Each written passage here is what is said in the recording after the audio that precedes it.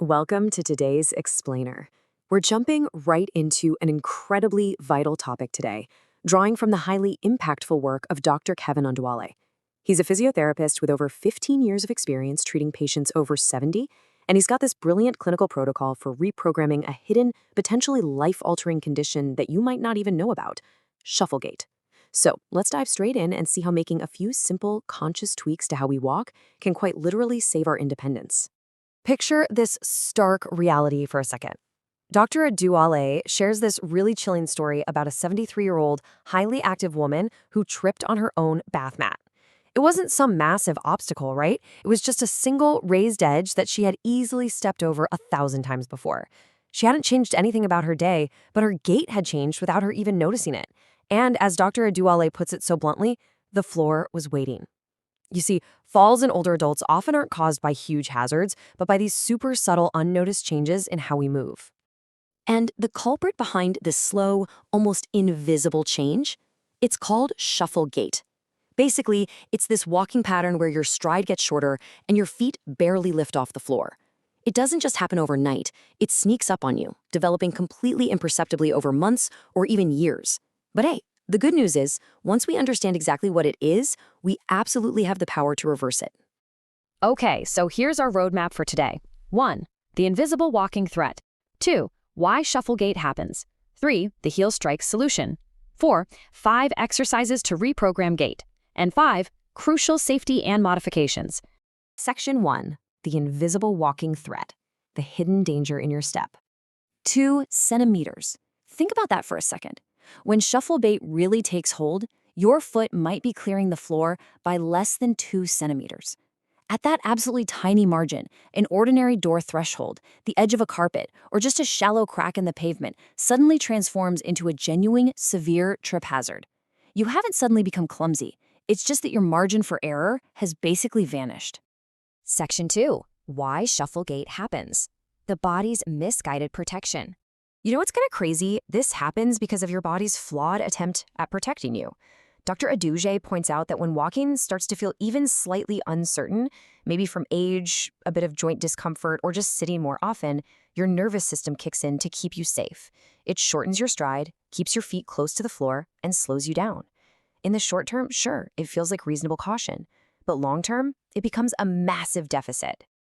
Over time, that caution morphs into a vicious, self-reinforcing cycle.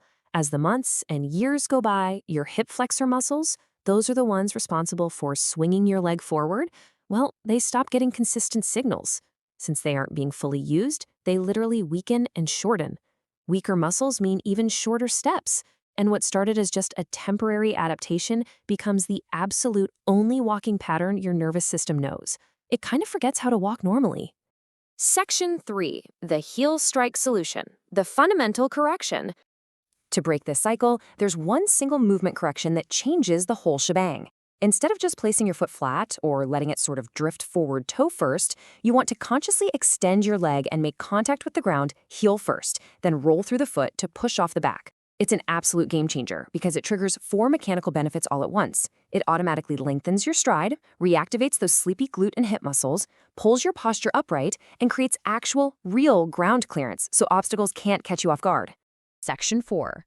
5 exercises to reprogram gait. The clinical protocol.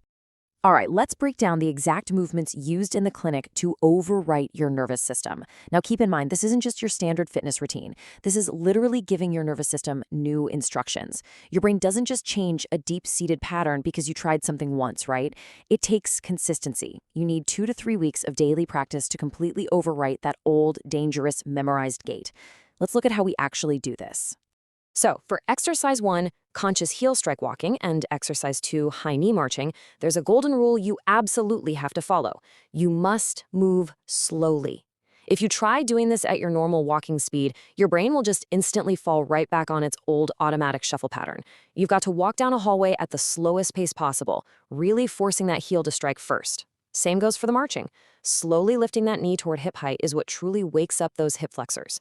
Remember, momentum masks weakness. Slow, deliberate movement is what builds real strength and recalibrates the brain. Check this out. Research shows that shorter strides are actually one of the strongest predictors of fall events in people over 65. Not your balance, not your grip strength, not even your reaction time. That's exactly why exercise 3 is step-length training. You just place markers on the floor, maybe 2 strips of tape a little wider than your natural step, and actively train your body to take longer strides to reach them. You're physically forcing your nervous system to accept that longer stride as your new normal. Moving on to exercise 4, we're taking the speed down even further. Deliberate slow-motion walking. Here, you take one single step, then stop completely and just hold it for 3 full seconds. Notice where your balance is. Feel your weight distribution. This removes momentum from the equation entirely, forcing your body's proprioceptive system, which is basically your brain's real-time map of where your body is in space, to totally recalibrate and rebuild that vital neuromuscular conversation the habitual shuffling has wiped out. Finally, exercise 5.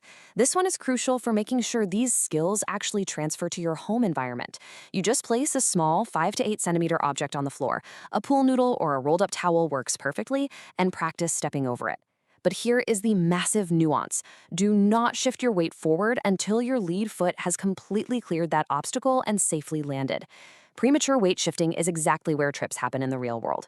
We're turning obstacle clearance into a familiar, practiced skill way before it becomes a real-world emergency. Section 5. Crucial Safety and Modifications. Protecting your progress. Now, before you jump in, we really need to cover these safety parameters because getting this wrong can actually stall your progress. Dr. Adewale points out that if you've got chronically tight hip flexors from years of sitting, they might actively resist this new movement, creating tension instead of strength. Also, if you have existing joint pain or a neurological condition like Parkinson's, these exercises are absolutely still relevant, but they really must be guided and modified in person by a physiotherapist. And for everyone trying this at home, absolute safety rules apply. Never ever attempt this in socks or slippers, always use supportive non-slip shoes, and always do these exercises right next to a wall or a sturdy chair for support. Look, we've got to remember exactly why this conscious gait retraining matters so deeply. The stakes are just incredibly high. A fall at 70, 75, or 80 isn't simply a bruised knee. We're frequently talking about a fracture, a hospital admission, and a permanent change to your independent living.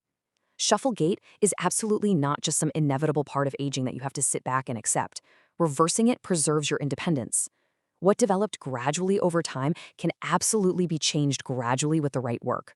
So I want to leave you with this final provocative question. Did you recognize any signs of shuffle gait in yourself today, or maybe in someone you care deeply about? This gradual problem can be fixed with conscious daily repetition. So ask yourself, who needs to hear this information today to change what happens to them tomorrow? Thank you so much for learning with us, and we'll catch you in the next explainer.